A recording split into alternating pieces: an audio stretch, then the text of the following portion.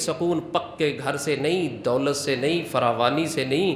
الا بذکر اللہ تطمئن القلوب.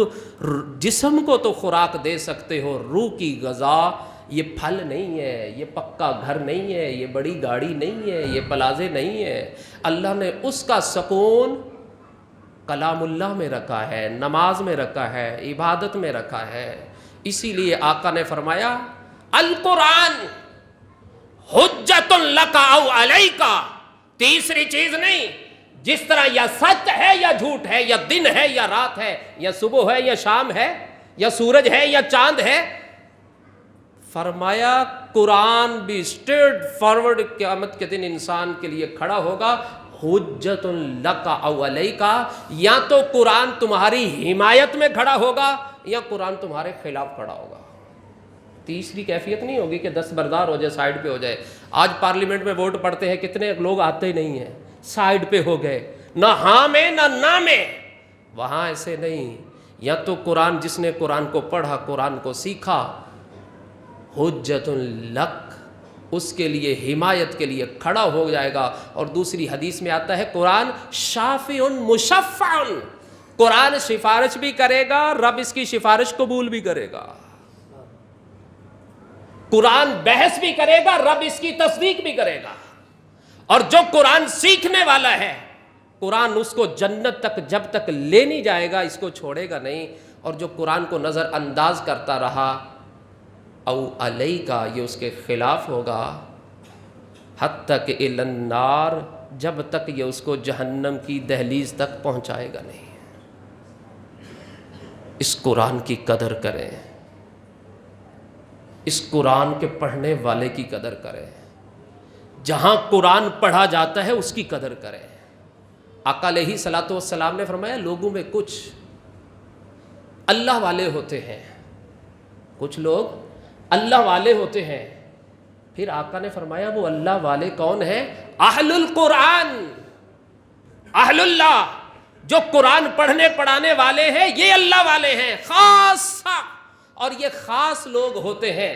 آج تو نے میں نے ملنگ کو نہ کپڑے پہنے، نہ کنگھی کی، نہ صاف ستھرا ہے، نہ جمعے کا پتہ، نہ قرآن کا پتہ. تیرے میرے سارے لوگوں کے نظریے یہ اللہ والے. اور جو قرآن پڑھتے ہیں انہیں حقارت کی نظر سے دیکھتے ہیں، وہ مانگتے ہیں، ان کے لیے اعلان کیے جاتے ہیں، پھر بھی لوگ ان کے لیے کچھ خرچ کرنے کو تیار نہیں. بھائی انہوں کا کام ایسا ہے. اللہ کے بندے، تو اللہ والوں کو چھوڑ کے دنیا کے ان ٹھگوں کے پیچھے، جاہلوں کے پیچھے جا کے ان سے دعا کراتا ہے.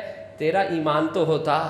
تو کبھی جہاں حفاظ کی کلاس بیٹھی آ کے نظر تو ڈالتا، ان کی معصومیت تو دیکھتا، ان کے منہ سے نکلنے والے الفاظ تو سنتا، تیرے دل کی دنیا بدل جاتی. تو ان کی ضرورتیں پوچھتا، ان کی ضرورتیں رازداری سے پوری کر کے پھر ان کو کہتا ہاتھ اٹھاؤ میرے لیے دعا کرو، میں بیمار ہوں مجھے شفا دے دے. ہاتھ اٹھا کے دعا کرو میرے لیے، میں رزق میں پریشان ہوں. رب تیرا رزق فراوانی میں بدل دیتا، رب تیری بیماری کو صحت میں بدل دیتا، رب تیری پریشانی کو بدل دیتا. لیکن یہاں تو مدارس آج 2 ٹائم کے بچے کے کھانے سے بھی تنگ ہیں. لیکن یہ قرآن کا معجزہ ہے. آپ کو ہر مسجد کے اندر حافظ قرآن ملے گا، قاری قرآن ملے گا. سال کے بعد ایک شخص آتا ہے، نعت پڑھتا ہے، نعت میں 20 الفاظ شرکیہ ہوتے ہیں، لیکن ہم لاکھوں روپے نعت خواں کو دینے کو تیار ہوتے ہیں. مگر وہ حافظ قرآن جو ہمیں نماز پڑھاتا ہے، مہینے کی خدمت ہمیں 10-20 ہزار سے اوپر کی گنتی نہیں آتی.